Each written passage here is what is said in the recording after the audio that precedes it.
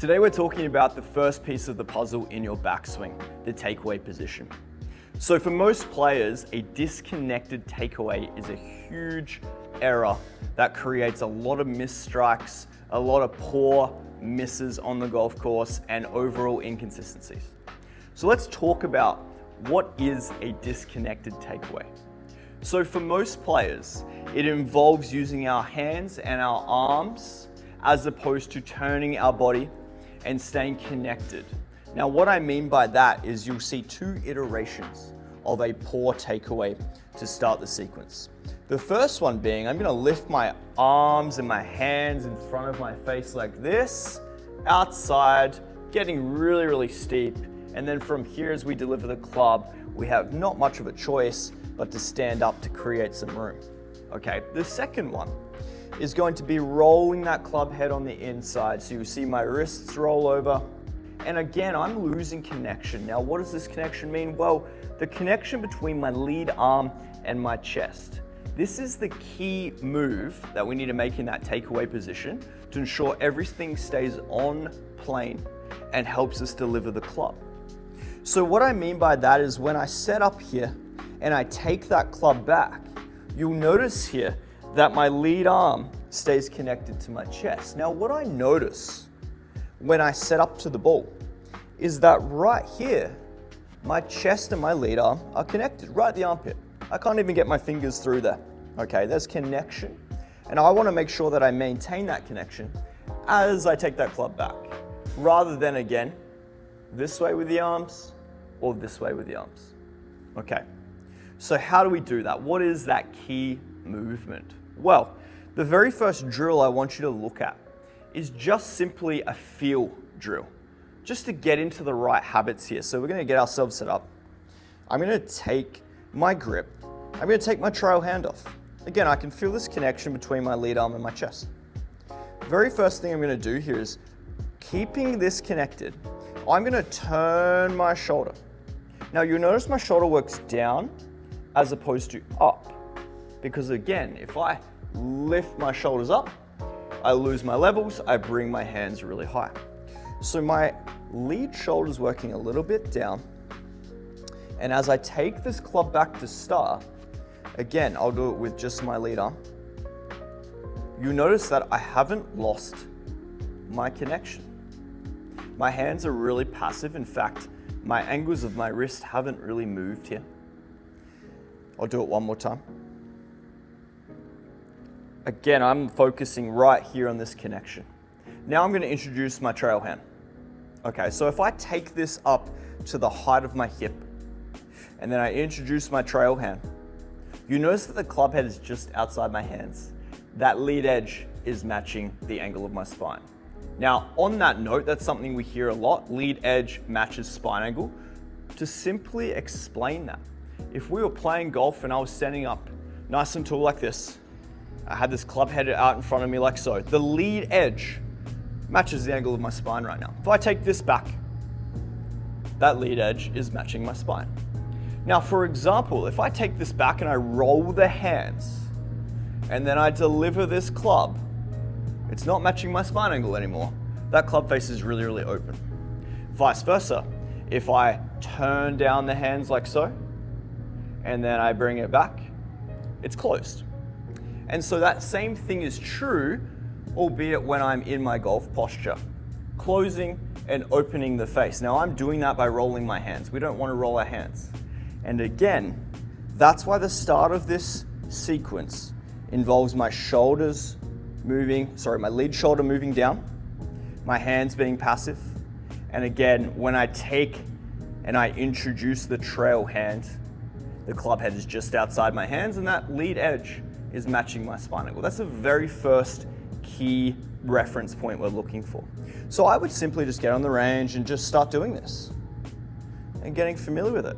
Maybe just a couple of reps, feeling that shoulder moving, feeling the lead shoulder move as opposed to the hands or the arms, okay, becoming independent. I've got a second drill we can use as well. Now, this is one that we're gonna start to build up our backswing and ultimately introduce into a full swing. So I've got a head cover here. I've got a hybrid head cover, but even a glove will work as well. It's pretty simple. We're gonna chuck this right under our lead armpit. Because again, I said I wanna focus on that key movement being keeping my lead bicep and my lead pec or my left pec connected. Again, the armpit being the reference. So now I'm taking my setup. And again, if I was to introduce that first drill here, you'll notice that I stay connected. Now, again, something you may have noticed is I'm not just moving my arm. I am turning my shoulders, turning the top half of my body. Okay, and again, that shoulder's working more down than it is up. Now, if I start doing some half swings like this, my goal is to keep this connection. So I'm just gonna work on that first part of the takeaway. That feels good. And then through the strike, you can notice that I am staying connected here, right? So again, for a lot of players, what we tend to do is we take the club back, we lose that connection. We're already off plane now. So I have to work really hard. I have to try to, manually shallow this club out. And if I do that, all I'm doing is opening the face, and now we're gonna miss that ball. Sorry, we're gonna miss that shot to the right. So again, this first part of the sequence is crucial if we want to find consistency. I'm gonna do this again. I'm gonna put this under my lead armpit. I'm gonna take my setup.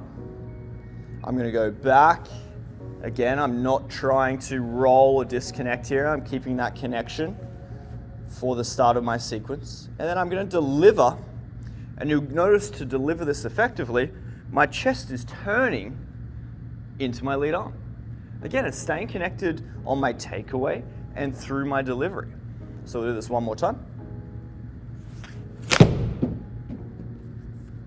And so I would just start simply working on this drill, feeling that connection. That is a key movement that has to happen in your golf swing. Now, one key piece I just want to kind of go through here as well is the wrist hinge. Because again, I'm staying connected here. I've got that shoulder doing a lot of the work to start.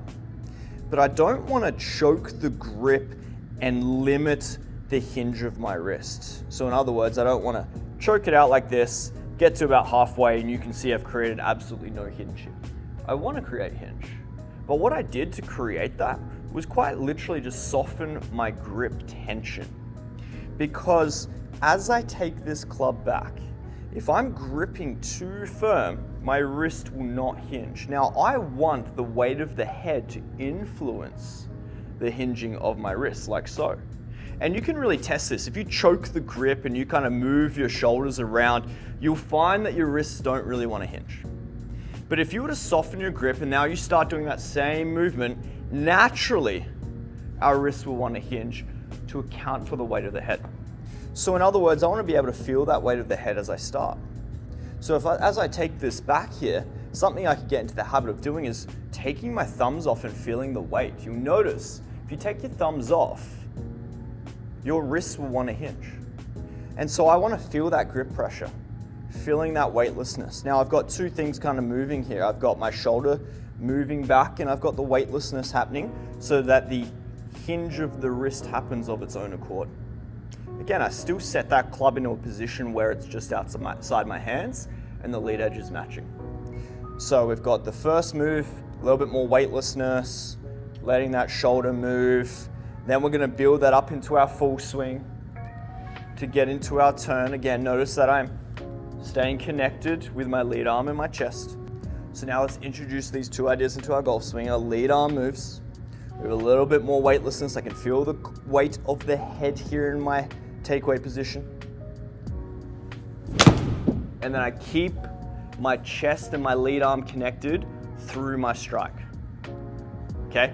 So again, we're trying to create connection. This is a key thing that needs to happen. The very last thing I would say is a quick warm up. Grab the club, put it across your chest. We're gonna start to make some movements here. Again, I'm just gonna turn my shoulders. I'm trying to get this club head to be dipping down a little bit. That's gonna signify that my shoulder, my lead shoulder is working down and not up during that backswing. And then I'm just simply gonna start turning, trying to get my shoulders moving. Now let's introduce that into a full swing. Getting my shoulders moving, trying to keep my connection to my chest, stopping arms becoming independent and disconnected. So let's recap. We want to stay connected during our backswing. Okay, we want to feel that connection primarily with our takeaway. That means my lead arm and my chest stay connected right at the armpit. You've got a few ways to get there. You've got the warming up with the chest across your shoulders, just to start to get that movement, because again, I can't just move my arm against my chest. I need to be turning my shoulders as well. My drills, I've got my head cover or my glove under my lead armpit, working on some half swings, starting to work primarily on that takeaway position. Our other drill simply involves us using our lead arm and just creating that connection, that feeling. Again, you pair that now with the idea of a little bit more weightlessness in that club head, being able to feel the weight of the head as I come back to start that sequence. So next time you're at the range, film your golf swing. See if you stay connected. If you are finding that you're losing that connection, try these couple of feels and drills to get you in the right position, and let's train your game together. As always, a like and subscribe goes a really long way to supporting myself in this channel so I can keep pumping out this free instructional content. If you have any questions on this, feel free to leave them in the comments. We'll see you in the next one.